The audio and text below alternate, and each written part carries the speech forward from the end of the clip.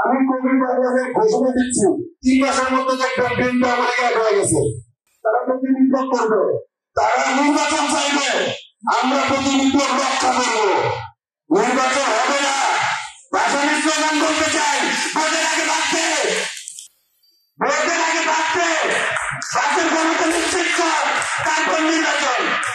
পিছিয়ে পড়া কোনো মুসলিম আসছে না, পিছিয়ে পড়া কোনো মুসলিমকে হিজবুল্লাহ তার জিন্দা করেন, যা কিছু বলেন এক্সেট্রা এক্সেট্রা।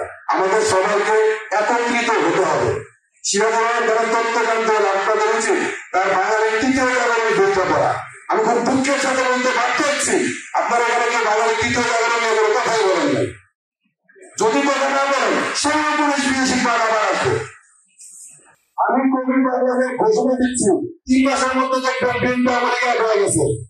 ঠিক 1970 আমাদের জামাতের বিএনপি জামাতে গেছিল না, 3 মাসের মধ্যে দেখবেন বিএনপি আমাদের এক হয়ে গেছে। তারা প্রতিনিধিত্ব করবে, তারা নির্বাচন চাইবে, আমরা প্রতিনিধিত্ব রক্ষা করব। নির্বাচন হবে না, ভাষণের স্লোগান বলতে চাই, ভোটের আগে ভাবতে, ভোটের আগে ভাবতে, ভাতের গণতা নিশ্চিত কর, তারপর নির্বাচন। তার এক পর্যন্ত প্রফেসর ডক্টর মোহাম্মদ ইউনূস ক্ষমতা থাকে, রক্ত দিছি না, এখন রক্ত দেওয়ার সময় নাই, প্রয়োজনে রক্ত নিব। প্রফেসর ক্ষমতায় থাকবে, ভোটের আগে ভাতের নিশ্চয়তা আসবে, তারপর নির্বাচন হবে। সবাইকে ধন্যবাদ।